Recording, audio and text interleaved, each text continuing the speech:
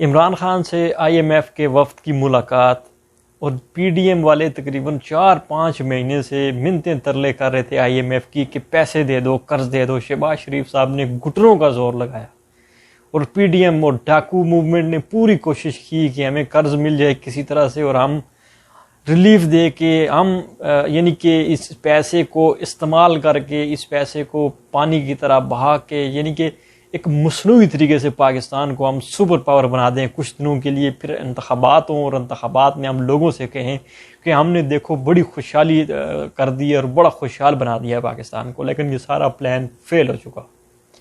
I am F کی team I Pakistan, لیکن I am F کی ٹیم نے خان سے آ کے پہلی ملاقات کی اور خان سے انہوں نے بڑی لمبی چوڑی گفتگو، تقریباً 1 گھنٹے کی گفتگو کی، اور 1 گھنٹے کی گفتگو میں انہوں نے خان سے کہا کہ اگر کہتے ہیں تو ہم اپنا پروگرام سائن کرتے ہیں، اگر آپ کہتے ہیں تو ہم اپنا پروگرام نہیں سائن کرتے۔ لیکن عمران خان قوم کے لیے درد لیے بیٹھا ہے، پاکستان کے لیے درد لیے بیٹھا ہے، اور جو لوگ عمران خان کو غدار ڈکلیئر کرتے ہیں نا، اسٹیبلشمنٹ میں بیٹھے ہوئے چند وہ لوگ جو خود کو بڑا محب وطن سمجھتے ہیں، یہ تماچے زوردار ان کے منہ پہ کہ خان نے کہا نہیں میں سب سے پہلے اپنی قوم کی بات کروں گا، سب سے پہلے میں اپنے پاکستان کی بات کروں گا۔ اس نے 5 شرائط رکھی ہیں، 5 شرائط کے اوپر اگر یہ پورا اترتے ہیں تو بالکل آئی ایم ایف کے ساتھ جو ہے یہ ڈیل سائن ہوگی۔ اگر یہ اپنی شرائط پہ پورا نہیں اترتے تو کوئی سائن ڈیل نہیں ہوگی۔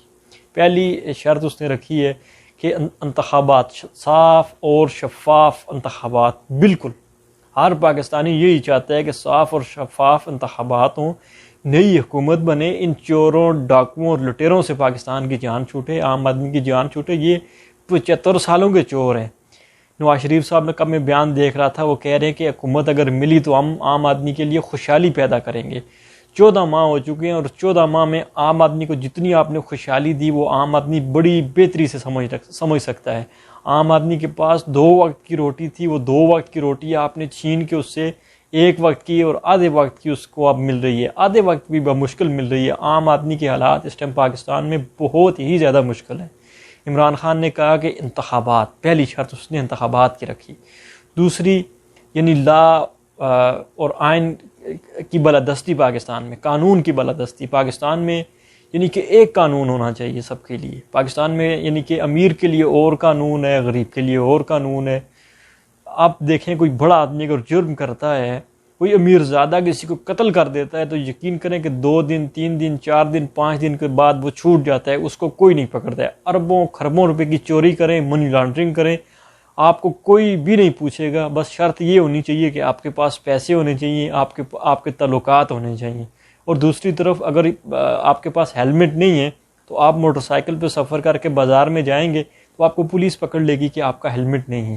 عمران خان نے آئین اور قانون کی بالادستی کے لیے آواز اٹھائی ہے۔ اور تیسری شرط اس نے بڑے مزیدار رکھی ہے، اس نے کہا ہے کہ جو اشرفیہ خربوں ڈالر پاکستانی اشرفیہ کھا رہی ہے اس کو بند ہونا چاہیے، بلکہ عام آدمی کو سبسڈی ملنی چاہیے۔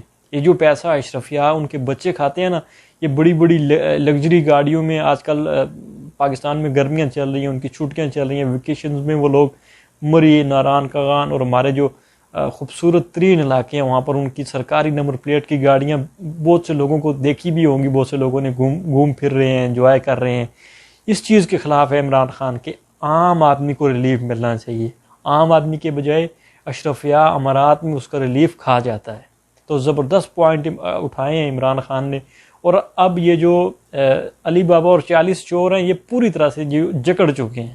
اگر یہ آئی ایم ایف کی شرائط کے اوپر پورا نہیں اترتے، اگر یہ پاکستان میں الیکشن یا انتخابات کی طرف نہیں جاتے تو پاکستان میں پھر یعنی کہ وہی بھوک ننگی ہوگی، پاکستان میں وہی حالات ہوں گے۔ دیکھیں ڈیفالٹ ہونا کس کو کہتے ہیں؟ ڈیفالٹ ہونا یہ ہے کہ اگر 10 روپے کی چیز ہے تو آپ اس کو 10,000 میں خریدیں گے تو یہ ڈیفالٹ ہی ہے، اور پاکستان کا کسی چیز کا نام ڈیفالٹ نہیں ہے۔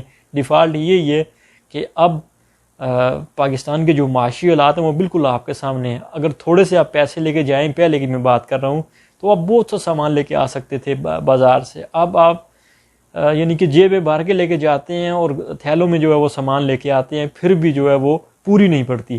جیسے کہ پہلے میں آپ کو بتاؤں، اپنی ایک مثال میں دیتا ہوں، میرا جو اپنا گزر بسر ہو رہا تھا وہ 20 سے 25 ہزار روپے میں ہو رہا تھا، بالکل آرام کے ساتھ۔ اب وہی 50 سے 60 ہزار میں بمشکل ہو رہا ہے۔ یہ ہوتا ہے ڈیفالٹ ہونا. عام آدمی تو بالکل ڈیفالٹ ہو چکا ہے، لیکن یہ حالات مزید تنگ ہو جائیں گے اگر آئی ایم ایف نے پاکستان کو قرض نہ دیا تو. بہت شکریہ.